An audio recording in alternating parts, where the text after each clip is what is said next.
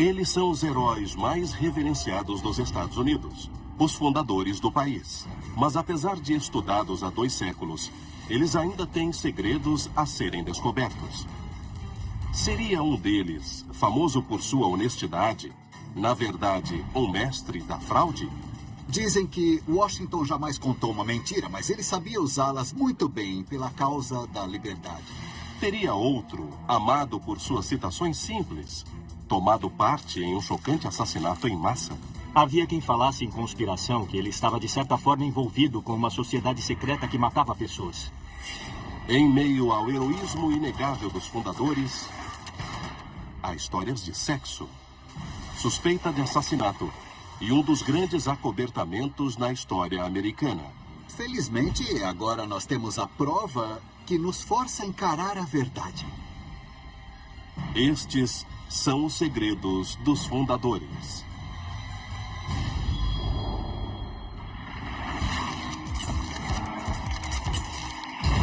Códigos e conspirações. Fundadores dos Estados Unidos. Os segredos dos fundadores começam com o próprio pai da nação. George Washington era famoso por sua honestidade e integridade. Mas ele escondia um segredo fascinante, mergulhado em mentiras e logros, que só foi descoberto 130 anos após a sua morte. O curioso sobre George Washington é que nós o conhecemos como grande general da Guerra da Revolução e como o primeiro presidente dos Estados Unidos, mas na verdade ele foi o primeiro espião do país.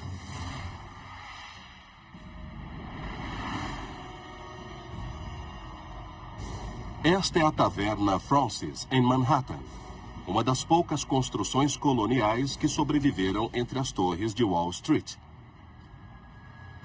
O círculo de espionagem que George Washington estabeleceu aqui ajudou a revelar a maior conspiração da Revolução Americana.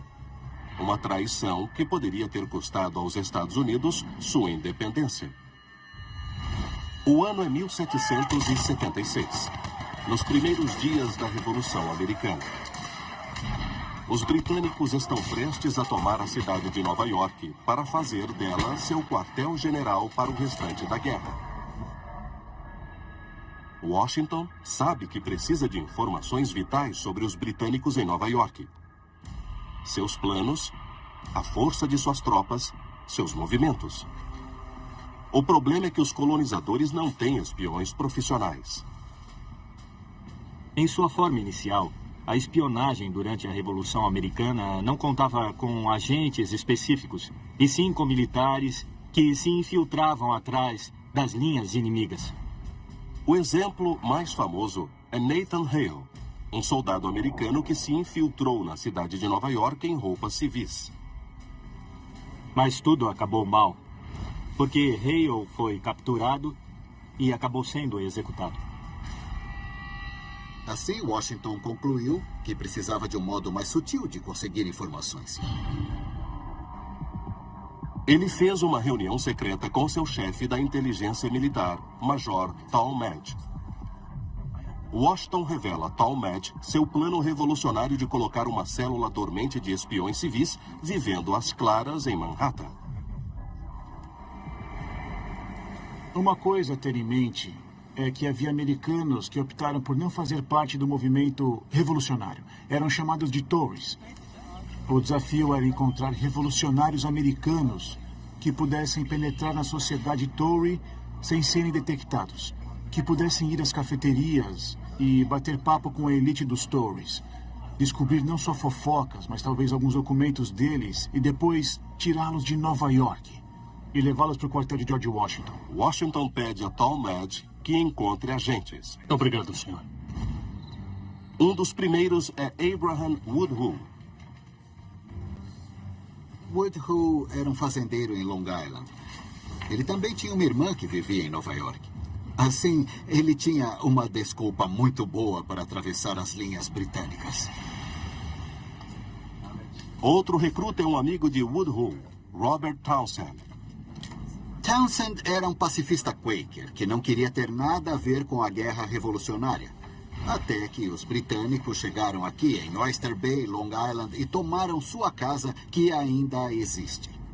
Naquele momento, Townsend decidiu ajudar Washington de todas as formas possíveis e se tornou o centro de sua rede de espionagem, que operava na casa de Townsend em Oyster Bay, Long Island.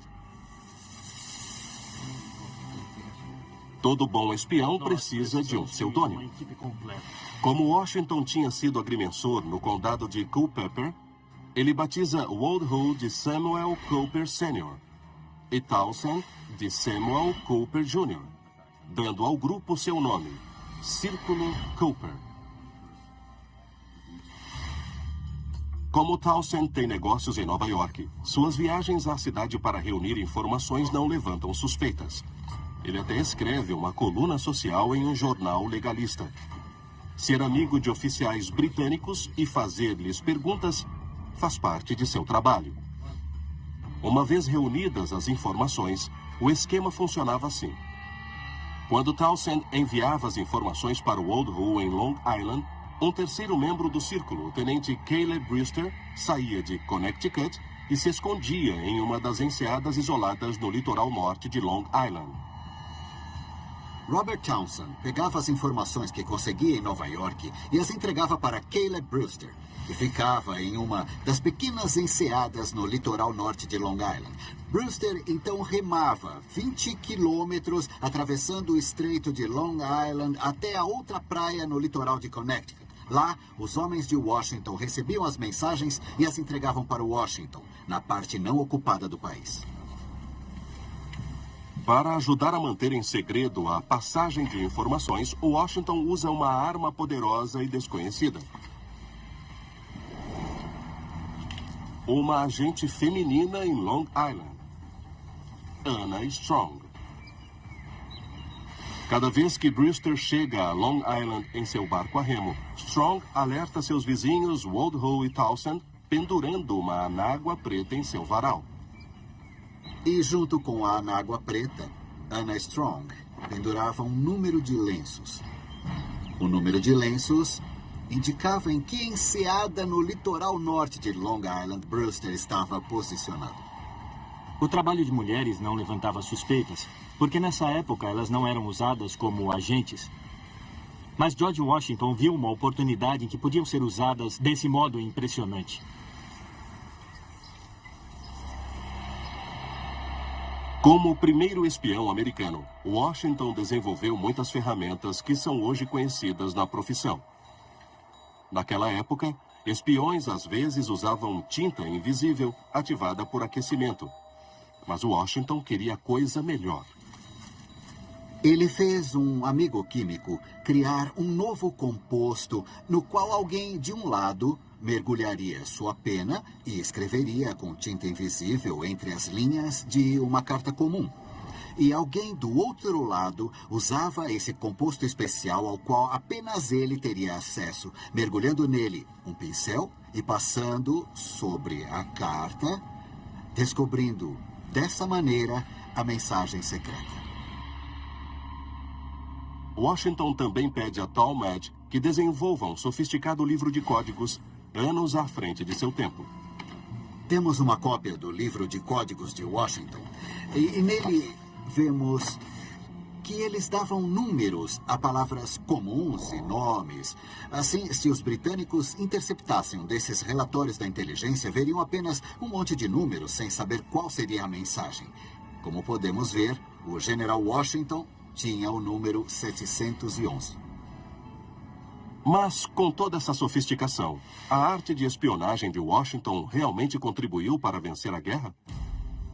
De fato, o Círculo Cooper evitou um dos maiores desastres da Revolução. Em 1780, um general americano está tramando secretamente com o espião britânico Major André para render West Point, ocupada por americanos durante uma visita de George Washington.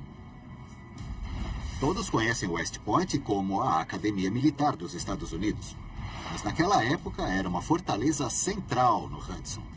O Hudson se estreita em West Point, que sobressai em seu meio. Assim, quem controlasse esse forte controlava todo o Hudson.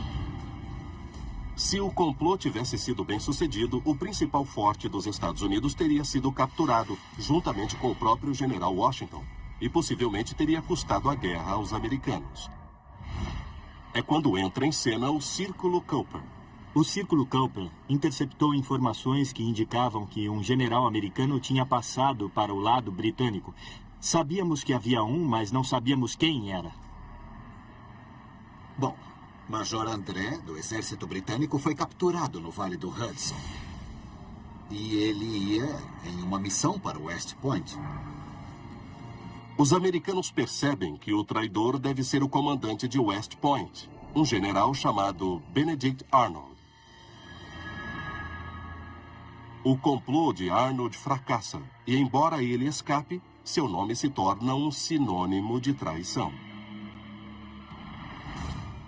Em outro momento crítico da guerra, o Círculo Cooper descobre que o exército britânico está se preparando para marchar de Nova York para Newport, em Rhode Island, para fazer uma emboscada para a frota francesa que está chegando para ajudar os americanos.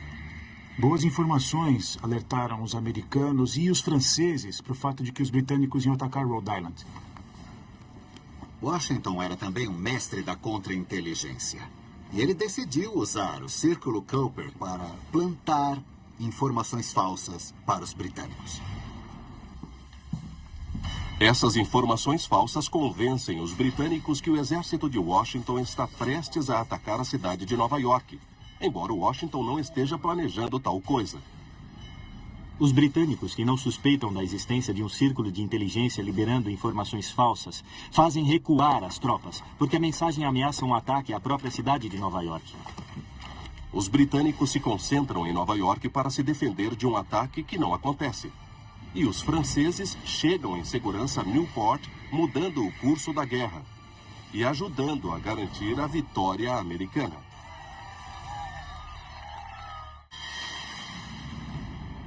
Em outro caso de contra-inteligência, Washington convence um pastor presbiteriano, Alexander McWhorter, a conversar com espiões britânicos capturados antes que sejam enforcados. Washington mandou que McWhorter também arrancasse informações deles, fazendo-os revelar seus segredos, sem que percebessem o que estavam fazendo, e então o bom reverendo passava esses segredos a Washington. Sempre foi dito que Washington jamais contou uma mentira, mas ele sabia usá-las muito bem pela causa da liberdade. Hoje, há uma estátua de Nathan Hale diante da sede da CIA em Langley, Virgínia. Mas muitos acham que é uma estátua do homem errado. Acho que a estátua deveria ser do Círculo de Espionagem Cooper. Foram eles que lançaram a fundação da rede de inteligência moderna dos Estados Unidos. Os fundadores esconderam muitos segredos de seus conterrâneos americanos. E Benjamin Franklin não é exceção. De fato, Franklin esconde um segredo que faz alguns teóricos da conspiração imaginarem se esse fundador era um assassino satânico. Antes da Revolução Americana, Benjamin Franklin serve como embaixador colonial americano na Inglaterra. Ele se torna um grande sucesso diplomático, em parte por cultivar amizades íntimas com muitos dos mais poderosos e escandalosos aristocratas de Londres. Esses homens eram libertinos. Muitos pertenciam ao Hellfire Club, que era basicamente um clube de sexo. Benjamin Franklin usava seu acesso ao clube e suas ligações com seus novos amigos para conseguir informações sobre as posições em negociação do parlamento. É justo dizer que Benjamin Franklin, enquanto estava em Londres, era conhecido por outras coisas além de sua diplomacia. Durante seus anos na Inglaterra, Benjamin Franklin viveu aqui, no número 36 da Craven Street, no centro de Londres. Em 1998, a casa foi transformada em museu. Um grupo começou a fazer restaurações. E, ao trabalhar no porão, um operário notou uma espécie de buraco, um fosso. Ele começou a cavar ali e, de repente, descobriu um fêmur humano. Eles continuaram a cavar e descobriram que havia vários esqueletos ali. A polícia, no fim, descobre 1.200 ossos, restos mortais de 10 corpos, 6 deles de crianças. Eles realizaram uma datação de carbono e puderam constatar que esses corpos foram enterrados na época em que Benjamin Franklin alugava aquela casa. Havia quem falasse em conspiração que ele estava de certa forma envolvido com uma sociedade secreta que matava e executava pessoas, até sacrifícios humanos eram insinuados. Como muitos fundadores, Franklin é perseguido por acusações de ser membro de sociedades secretas. Os maçons, os Rosa-Cruzes, os Illuminati, que eram suspeitos de rituais demoníacos. Todo esse falatório sobre Benjamin Franklin tomar parte em cultos não era totalmente sem base, sabe? Existiam muitas sociedades secretas naqueles dias, e Benjamin Franklin pode ter participado desses cultos. Mas, onde os teóricos da conspiração veem evidências de rituais satânicos sinistros, historiadores veem alguma coisa muito mais em acordo com a paixão de Franklin como cientista. A explicação mais provável é que ele era fascinado pela anatomia humana e, naquela época, era proibido fazer dissecações. Havia um grupo de homens que se denominavam ressuscitadores, que iam a cemitérios depois de enterros recentes, desenterravam os corpos e os vendiam a interessados. Um dos amigos de Franklin, na época, era o anatomista William Hilson. Pesquisadores acham que Hilson usava a casa de Franklin como seu laboratório de anatomia. Qual era o envolvimento de Franklin? Os historiadores podem apenas especular. Acho difícil acreditar que William Hilson, de alguma forma, se esgueirava para dentro da casa de Franklin, fazia essas dissecações todas e secretamente enterrava os corpos sem que ele soubesse, sabe? Isso é forçar demais, a meu ver. Quer Franklin saiba ou não sobre os ossos do porão, seus conterrâneos têm certeza de uma coisa. Ele é a escolha óbvia para embaixador quando a Revolução tem início. E os Estados Unidos precisam da ajuda dos franceses contra os britânicos. Os franceses não estavam exatamente concordando com isso. Não era uma tarefa fácil. Eles precisavam, digamos, ser seduzidos. E Franklin era o homem perfeito para o serviço. Uma razão para ele ser tão perfeito? Os aristocratas franceses não são nada puritanos em relação ao sexo. A exemplo de Benjamin Franklin. Benjamin Franklin com certeza não era puritano, era mais libertino que qualquer outra coisa. Sua esposa, mais tarde, faleceu e ele estava livre para fazer o que quisesse.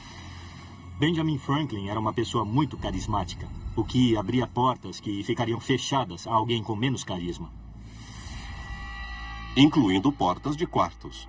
Após sua chegada à França, Franklin, de 70 anos, imediatamente começa a seduzir mulheres poderosas que comandam os salões onde os homens influentes da França se reúnem.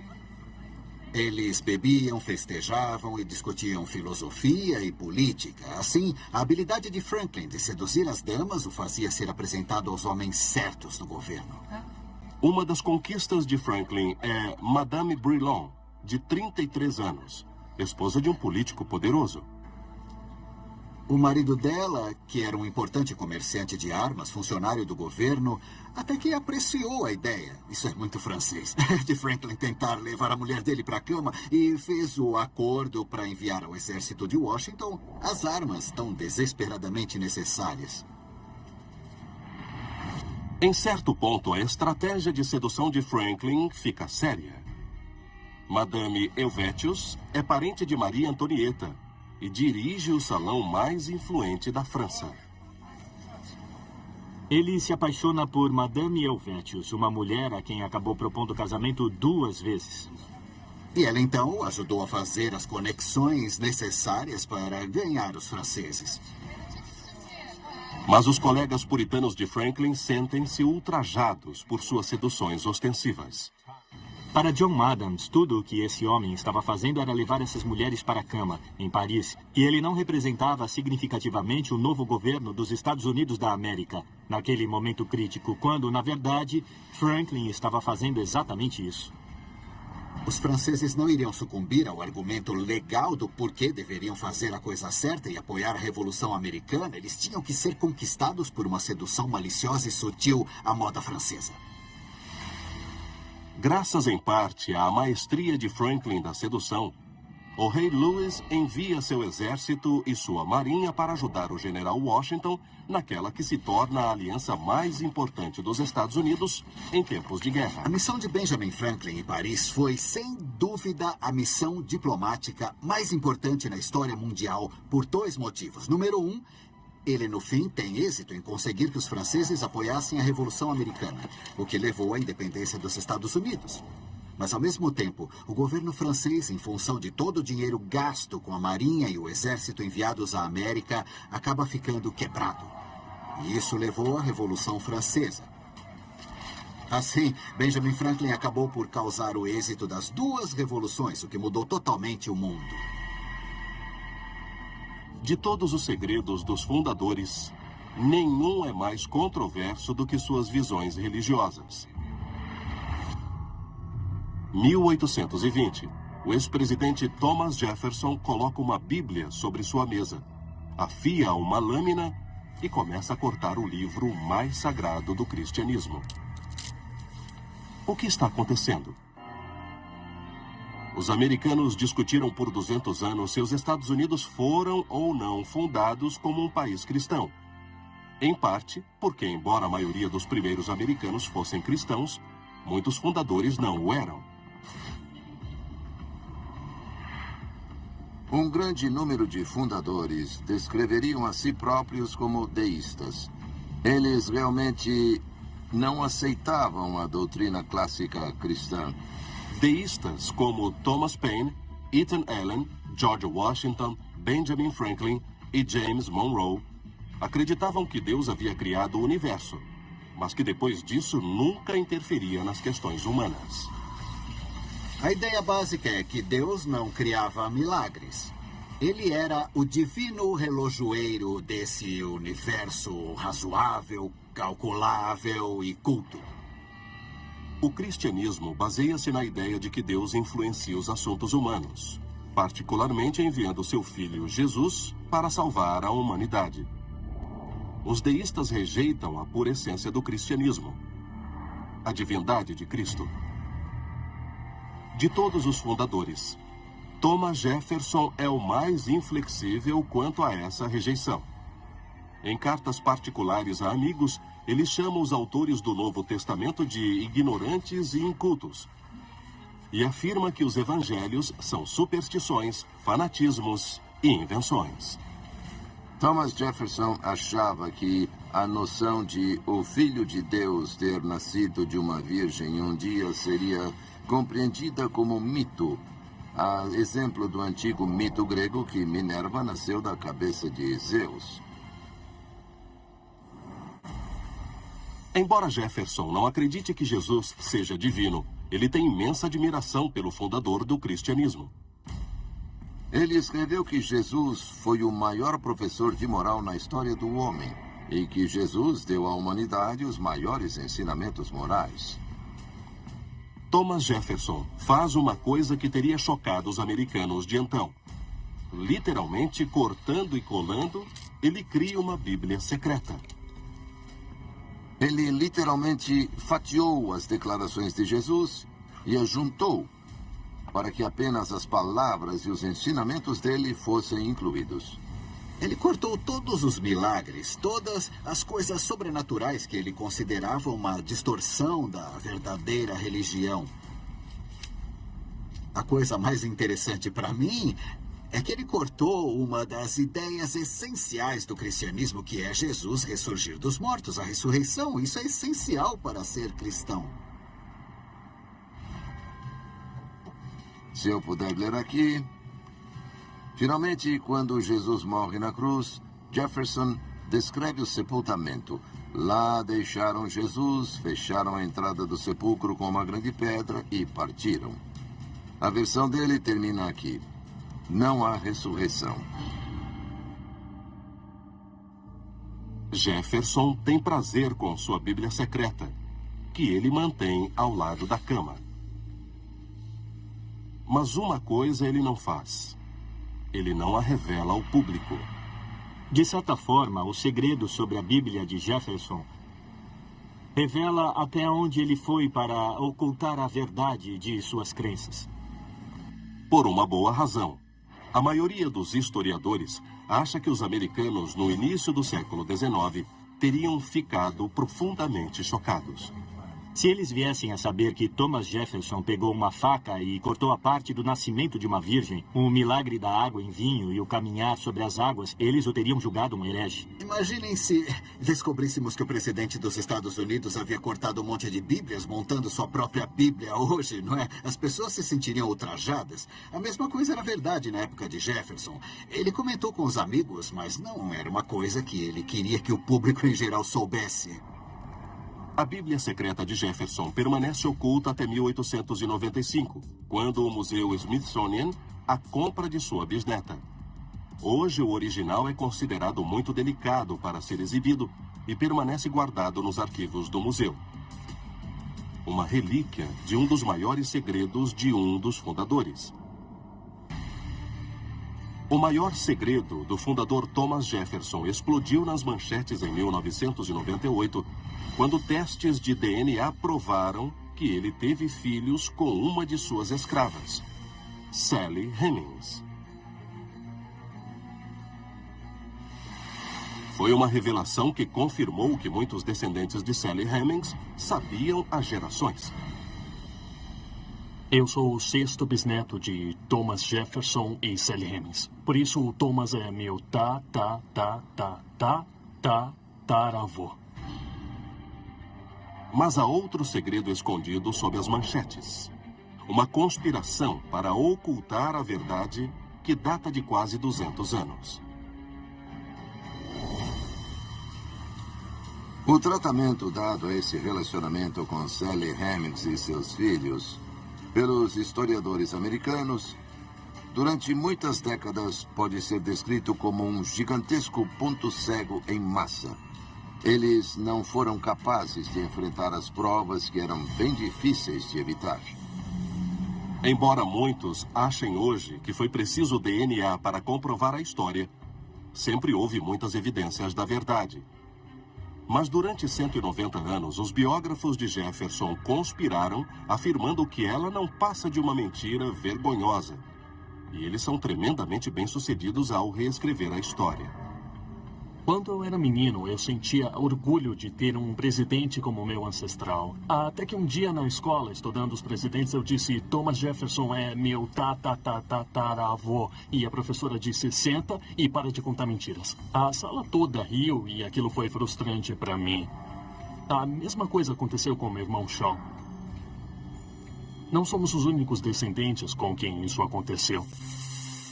Por que levou quase 2 séculos para a verdade aparecer? Especialmente desde que histórias do relacionamento de Jefferson com Hemings já circulavam durante sua presidência. A fonte foi um jornalista descontente, zangado com Jefferson por ter lhe negado o emprego, James Callender. Em 1802, James Callender o acusa de ter um caso com uma de suas escravas africanas.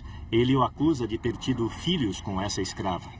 Não podia haver nada mais escandaloso no início do século XIX do que ser alvo dessas acusações. A mulher em questão, Sally Hemings, tem um segredo próprio.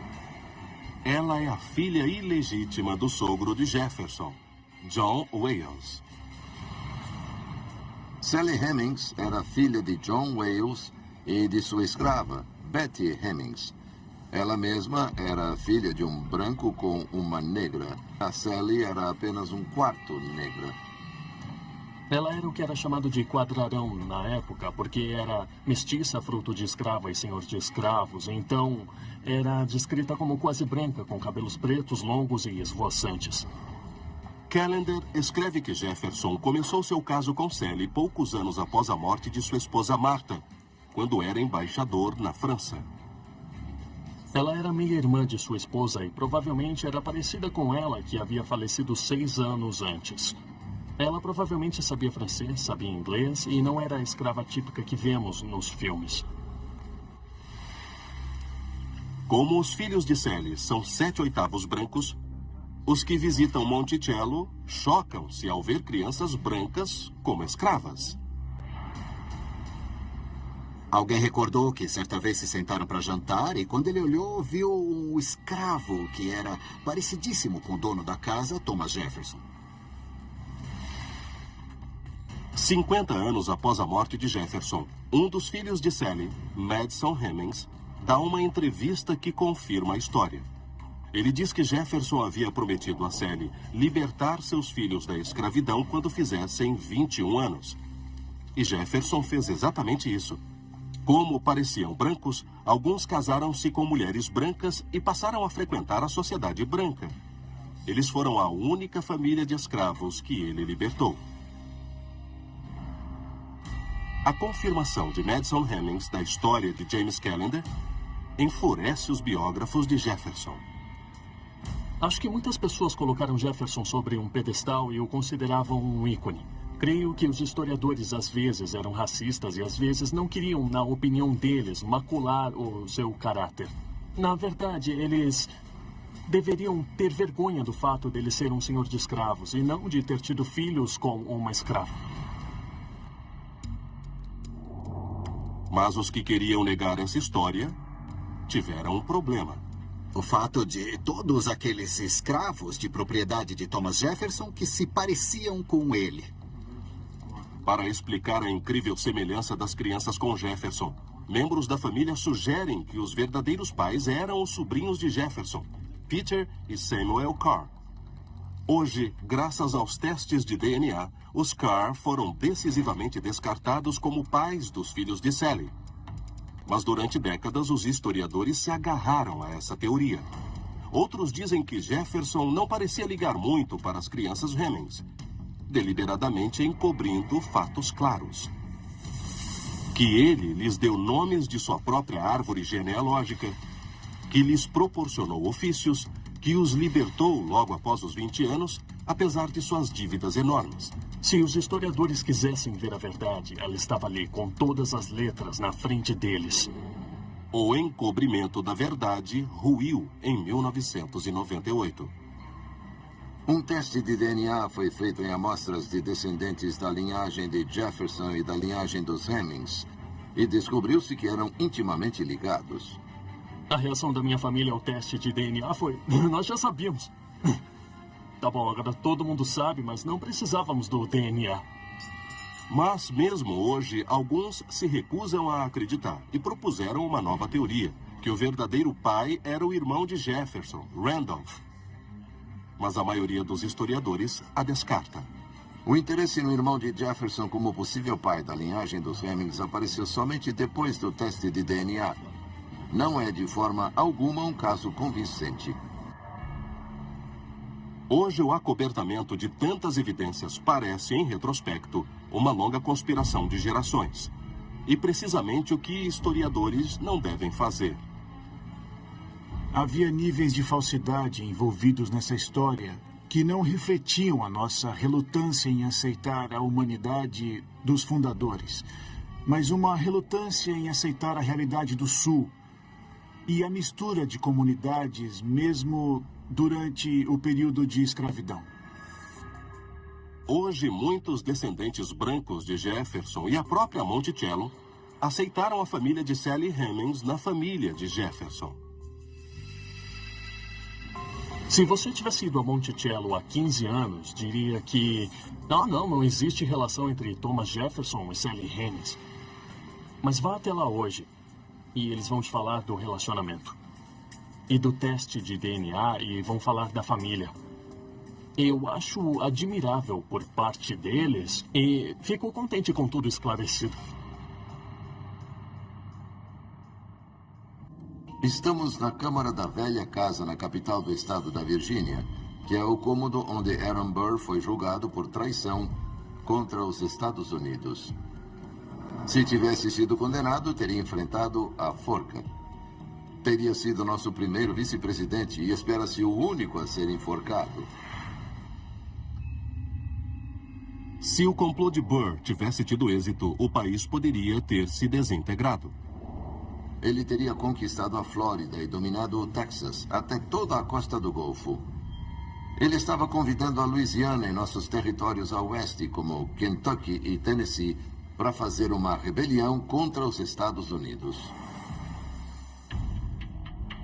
Aaron Burr foi um fundador, herói da Guerra da Revolução e o terceiro vice-presidente dos Estados Unidos.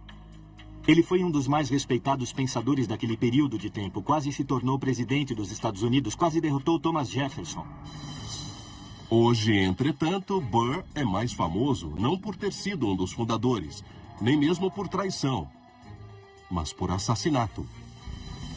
Se as pessoas conhecem Aaron Burr, é quase sempre porque ele matou Alexander Hamilton em um duelo. Alexander Hamilton foi o primeiro secretário do Tesouro e criador do sistema financeiro da nação. O duelo com Alexander Hamilton foi uma coisa notável porque, claro, Burr era o vice-presidente e foi indiciado por homicídio em Nova York e Nova Jersey. O assassinato de Hamilton acaba com os sonhos de Burr de ir para a Casa Branca. Então ele trama algo ainda maior. Ele não podia se tornar presidente dos Estados Unidos. O que ele fez? Decidiu tornar-se imperador de seu próprio país. Em 1804, o presidente Thomas Jefferson faz a compra da Louisiana, dobrando o tamanho dos Estados Unidos em uma única jogada. Do outro lado desse novo e vasto território estão as possessões espanholas do México, incluindo o Texas. Frustrado pelo fim de sua carreira política no leste, Burr lança uma trama bizarra para formar um exército particular, marchar para o território da Louisiana, afastá-lo dos Estados Unidos e depois marchar para o Texas e o México, e conquistá-los também, criando um novo império no coração da América. Surpreendentemente, Burr obtém ajuda de uma fonte improvável, o general James Wilkinson, alto oficial do exército americano. O general Wilkinson era o equivalente ao presidente da junta dos chefes do Estado-Maior naquela época. Em outras palavras, ele era um líder militar de grande importância. E ele também era um agente duplo. Era um agente pago pelo rei espanhol, pago anualmente por relatórios sobre o desenvolvimento político e militar nos Estados Unidos por um período de 10 anos. O presidente Theodore Roosevelt descreveu Wilkinson como o homem mais desprezível na história americana. E é difícil discordar desse julgamento. Depois que Wilkinson concorda em unir-se ao complô, Burr faz uma longa viagem pelos rios Ohio e Mississippi em busca de apoio. Ele recruta outro importante seguidor aqui, nesta ilha de Ohio. Burr faz contato com um homem absurdamente rico, Blanner Hassett, proprietário da ilha no meio do rio Ohio. E ele convence o homem a permitir que ele, Burr, comece a estocar armas e a usar o local como base de operações. Conforme cresce o complô de Burr, o presidente Jefferson é avisado do perigo. Mas Jefferson ignora os avisos. Ainda não entendo o papel de Jefferson nessa coisa toda. Ele recebeu relatórios sobre as várias coisas que Burr estava tramando em algum ponto do oeste e não fez nada. Enquanto as forças de Burr se reúnem na ilha Blenheim-Hassett, ele envia uma carta em código ao general Wilkinson, avisando que o plano está pronto para começar. Wilkinson e Burr tinham um código para se comunicar. E Burr mandou uma carta para Wilkinson, chamando-o para a luta, dizendo: é hora, vamos nos erguer e partir para a vitória. Mas no momento crítico, Wilkinson se acovarda. Wilkinson entrou em pânico. Ele decifrou a carta, tirando as partes que o implicavam na trama, e a mandou para Jefferson. Ele se moveu rapidamente para atrair Burr. Correu para Nova Orleans e prendeu todos os cúmplices de Burr, o que foi fácil porque, sendo um deles, sabia quem eram os outros. Sem saber de nada, Burr avança pelo Mississippi para Nova Orleans, com um pequeno exército que ele reuniu na ilha Blenheim-Hassett. Mas graças à traição de Wilkinson, o presidente Jefferson finalmente ordena a prisão de Burr. Burr foi detido pelo exército e trazido acorrentado para a Virgínia para ser julgado nesta mesma sala. É o julgamento do século de sua época. Foi presidido pelo meritíssimo juiz da Suprema Corte, John Marshall. No verão e no outono de 1807, não se falava de nada no país além do julgamento de Burr. Era disso que todos falavam. Havia um vice-presidente dos Estados Unidos sendo julgado por traição, que poderia ser enforcado. Imaginem isso acontecendo hoje. Os noticiários enlouqueceriam. Por sorte para Aaron Burr, o meritíssimo juiz Marshall está decidido a estabelecer a independência dos tribunais das pressões políticas. Marshall queria um judiciário independente. Claro, o presidente dos Estados Unidos queria a execução de Aaron Burr. Mas, embora ele quisesse, isso não aconteceria, porque havia um judiciário independente que seguia um código estabelecido para eles. Os criadores da Constituição deliberadamente tornaram muito difícil condenar americanos por traição. Traição é definida na Constituição, que é bem clara a esse respeito. E para ser condenado por traição, você deve confessá-la ou vai precisar de 2 testemunhas do ato de traição. São padrões exigentes e específicos. Burr se recusa a confessar. E não há mais de uma testemunha para qualquer um de seus crimes. Por acaso, vocês têm alguma prova? Vocês têm provas? O juiz perguntou ao governo: isto aqui é o melhor que vocês têm? O promotor disse: bem, sim, mais ou menos. E ele interrompeu o julgamento e mandou o júri deliberar com base nas evidências que existiam. Não demorou para que o júri retornasse com o veredito de inocente, mas com uma ressalva. Eles dizem em uma passagem peculiar: declaramos o réu inocente com base nas provas apresentadas. O que significa que sabemos que ele é culpado, mas não temos provas. E Burr sai livre. O julgamento de traição de Burr estabeleceu importantes precedentes judiciais que os Estados Unidos ainda hoje seguem. O caso Burr estabeleceu que a justiça não está sob o comando do presidente.